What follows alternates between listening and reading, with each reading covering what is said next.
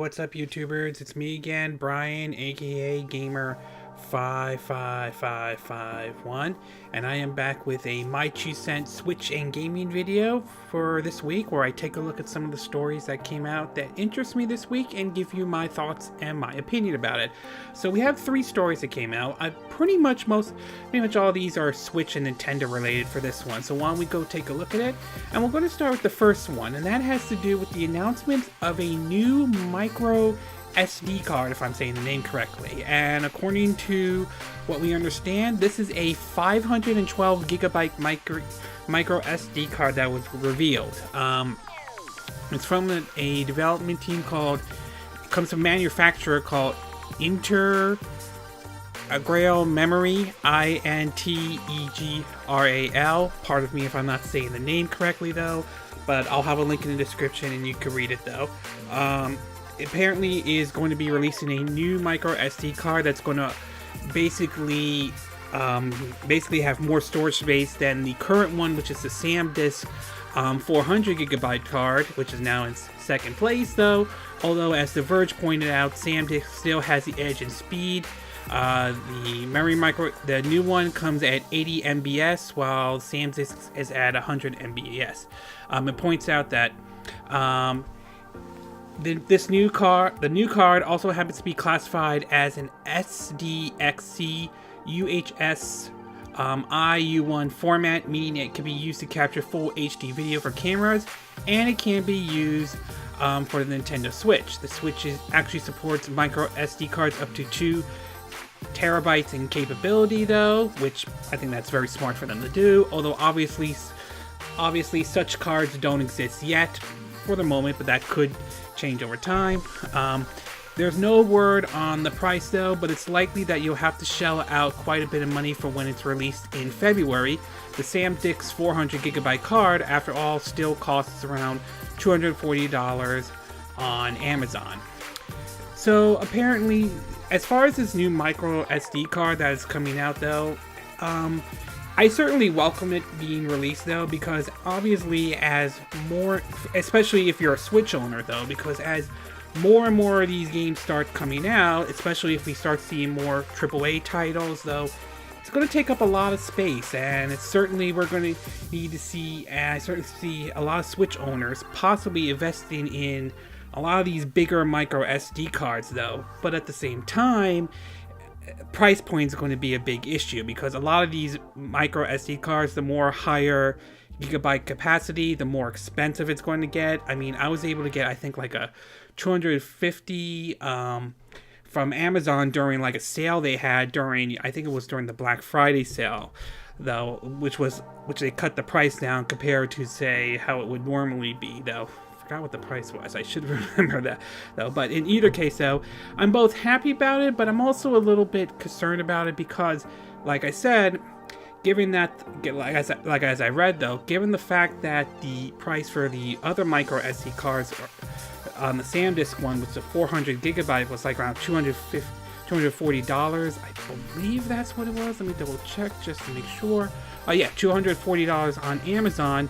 It's possible that this 512 gigabytes is probably going to be even more expensive. I mean, hell, when we do reach the point of getting to the 2 terabyte micro SD cards, when that does happen, obviously it's going to get expensive though. Now, over time, eventually the price will go down, but for now, for those who are looking for a good micro SD card for the Nintendo Switch, yes, getting the height, you do probably want to get the ones with larger space on it, but you're going to have to take into consideration you're going to have to pay a lot of money for it though. I mean, $240, yes, for the 400 gigabyte ones, but this one probably will be expensive though.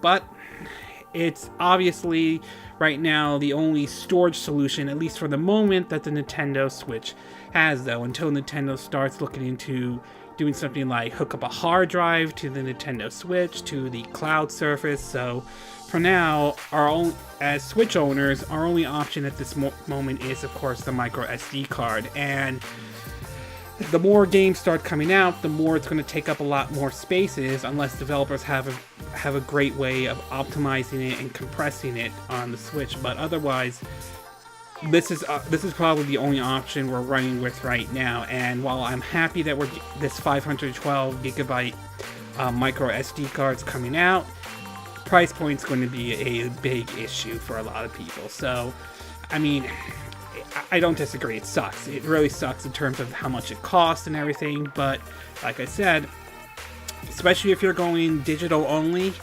and you're going to have to invest in one of these micro SD cards, though. As much as I agree, 32 gigabyte that the Switch had is not enough, but it is what it is, unfortunately. So we're going to have to run with this one. So overall, interesting that they're making this new one. Looking forward to seeing, maybe one day we'll reach the 2 terabyte hard drive in terms of micro SD cards. So great that it's coming out, though, but be prepared for the most likely scenario. You're going to be paying a whole lot of money for this one, though, when it comes out in February next month. Okay, we're going to take a quick break, and when we get back, when I come back, though, we're going to be talking about a recent survey from, I think, the Game Developer Conference about the Switch, about games that developers are going to develop, and the Switch certainly has seen a bit of a change from last year's. So we'll take a bit of a break, and we will be right back.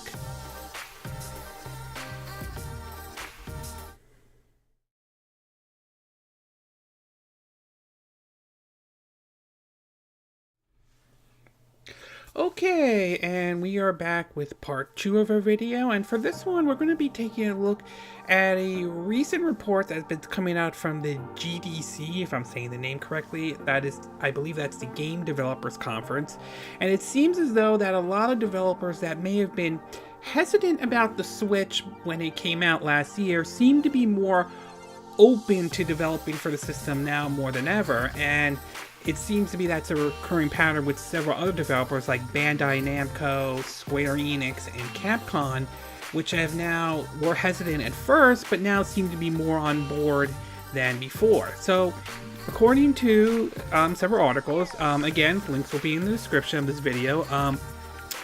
This is from Nintendo Enthusiast. It says, after gaining a stellar amount of momentum over the course of 2017, this year looks to be quite a big one for the Switch as it becomes more established platform. Developers believe so too, as their reception towards the Switch has steadily risen this year, as evidenced by surveys result from the Game Developer Conference 2018. GDC 2018 featured 4,000 game industry professionals, and they were surveyed on various questions. The results related to the Switch are nice. Here are some of the highlights. It points to that 12% of developers are currently making a game for the Switch in 2018. That's compared to 2017, where it was only 3%. 15% of developers will be making their next game for Switch. 28% of developers said that the Switch versions of their games sold more than the other consoles, as we've seen and this may be related to several indie games that we've heard that have sold better on the Switch. And 36% of developers are interested in the Switch in the most out of all the other platforms. It's worth pointing out that the survey that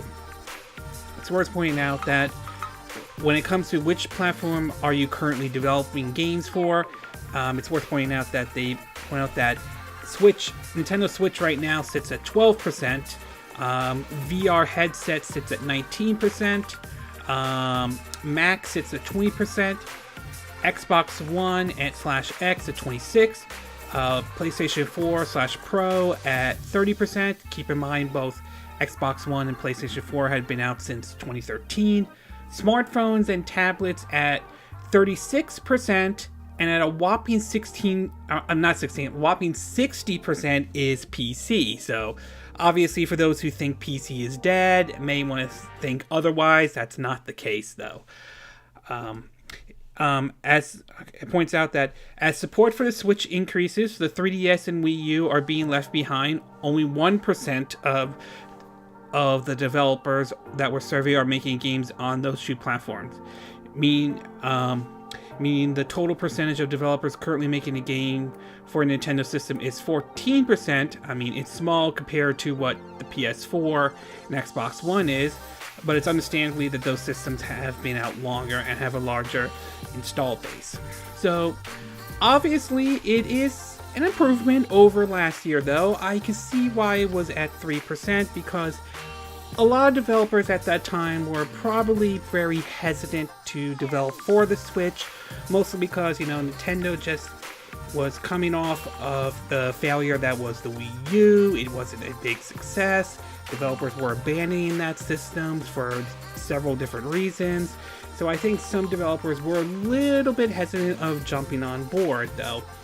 But as we started to see the Switch start to take off, as we started to see gain that momentum, though, it seems as though that a lot of developers are starting to change their tune a bit. Not all of them, but it seems as though there are some who are willing to develop for the system now more than ever. So to see that jump from, let's see if I get that, to see that jump from a 3% to a 12% is certainly, I mean, from 3% to 12%, that certainly is very encouraging, though.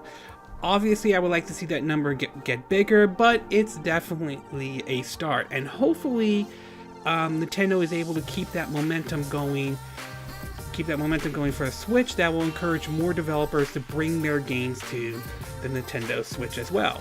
And obviously, a lot of developers are seeing the sales numbers, which certainly will please them for them to continue to support the Nintendo Switch. If the sales numbers are there, they will continue to support the system. If it's not there, obviously they're going to start rethinking whether they should continue to support the Switch or not. But overall, obviously this is encouraging. Not the level as where the PS4 or the Xbox One is, and certainly not the level where PC is, which is at 60% though. But it is a good sign, though. It's made the jump from 3% to 12%, though. Hopefully, next year we'll see that number go up. Hopefully, their games on the Switch sell well, providing that they market and advertise it very well and put out a quality product, though.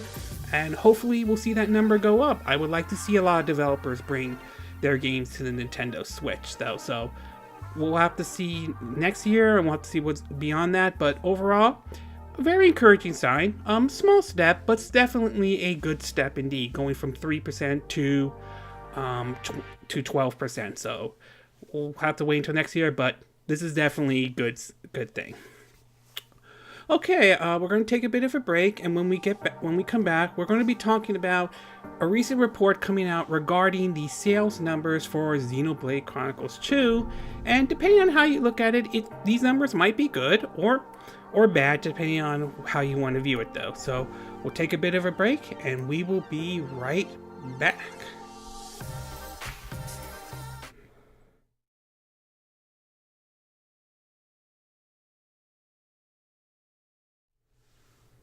Okay, and we are back with our third and final story for this My 2 Cents for this week.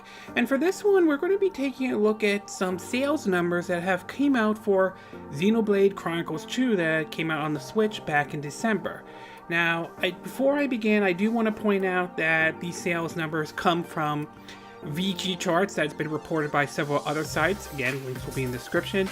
And I do want to stress that VG charts has a history of sometimes getting things wrong. So they're not always 100% accurate, but they can also be sometimes 100% right. And assuming these numbers are true in any way, assuming they are, then these actually might be good numbers, and it could mean bring more life into the series going forward. Maybe a Xenoblade Chronicles 3 or a remake of Xenoblade Chronicles X for the Switch if that happens. I'd like to see that happen, Nintendo. So anyway, why don't we get started? So according to the site VG Cultures HQ, and also reported on VG Charts, it's reported that Xenoblade Chronicles sales are electric during its first week. This is during when it came out, though. Xenoblade Chronicles 2 released on December 1st of last year, and it's only now that we're getting some insights into the sales numbers. Despite heavy competition during the holiday season, the latest installment in the Xeno series managed to sell around close to 500,000 copies. I also want to point out this has nothing. Their digital sales are not added into this though. Although I've heard in some ways though that it was sort of like, I think it was number 3 or it was in the top. I think like it was in the top eShop charts for a bit though.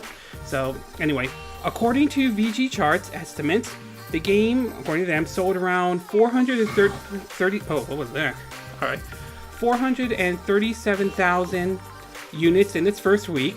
This does not include, this does not account for digital sales, as I said. But by all accounts, what is that? Okay. By all accounts, though, by all accounts, Xenoblade Chronicles 2 sales have been excellent, especially given the numbers of first-party games that have come out on the Switch. By breaking it down in regions, the game sold. Alright, let me see if I can click.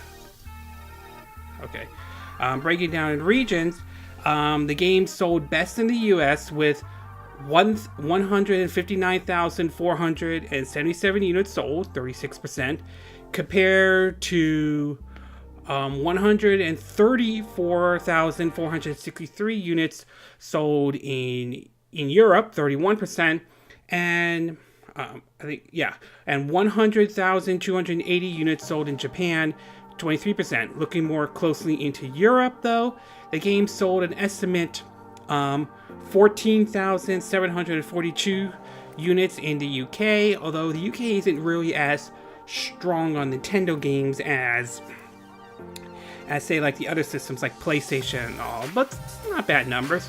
Meanwhile, Germany had about 39,620 units sold and 29,941 units in France. Now, assuming these numbers are correct, these are not bad numbers. I mean, I remember hearing Ultra Street Fighter 2, the final challenger, or at least according to Capcom, sold around 400,000 units, and I think they were very pleased with the sales. NIS America was very pleased with the sales of Disgaea 5 Complete. At least that's what they're saying, as the game sold like around 200,000 units worldwide. So, assuming how much the game cost to develop and how much marketing Nintendo put into Xenoblade Chronicles 2 and what they were aiming for, these aren't bad numbers. I mean, these are still pretty good. I mean, they're not, I'll be honest with you, they're not like Call of Duty numbers or Grand Theft Auto numbers or anything like that, but these are still good numbers, even for a title that's sort of aimed towards, those who are JRPG fans or anything like that. I am very pleased that the game, assuming this is correct, I'm very pleased that it's doing well, because I do like the Xenoblade series, and the first 2 entries, though, sort of when it came to, it had a bit of a rough start. The first one, the whole Operation Rainfall, and how Nintendo had no plans to bring it over until they did, but that was released near the end of the Wii's life cycle, so there was that.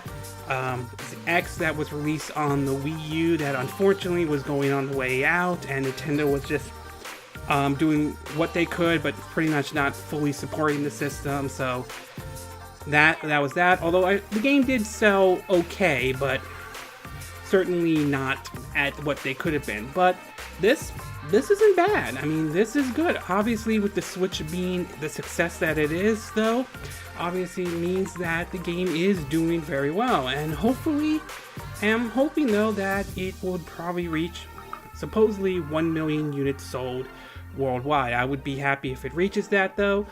It may take a while and all that stuff, but I am very pleased with these numbers, though. Hopefully this means that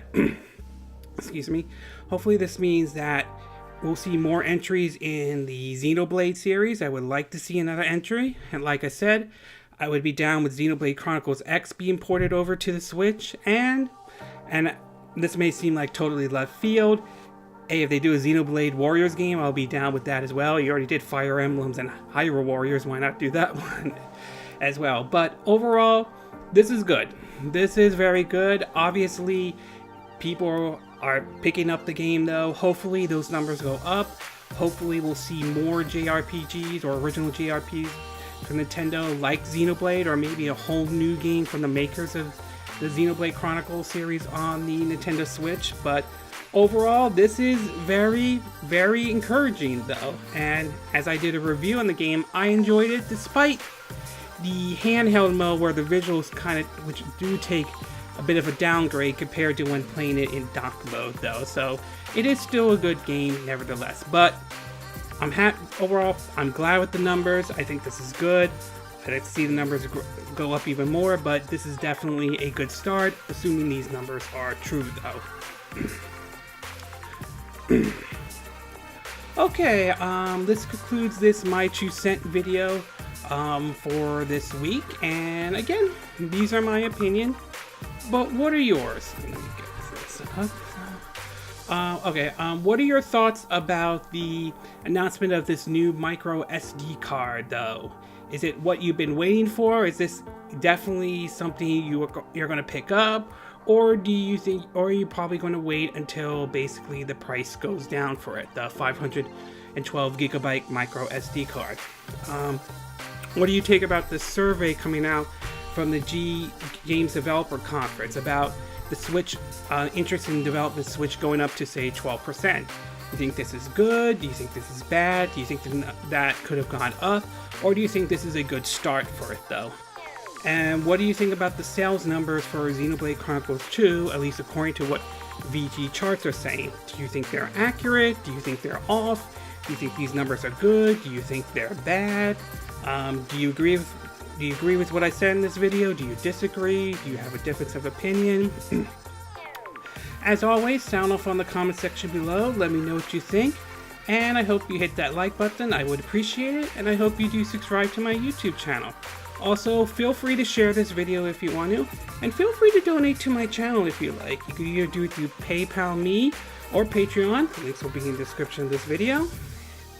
And I will see you again next time when I do another video. Hopefully that'll be soon. Until then, from Southern California, I wish you all a good evening then. Bye!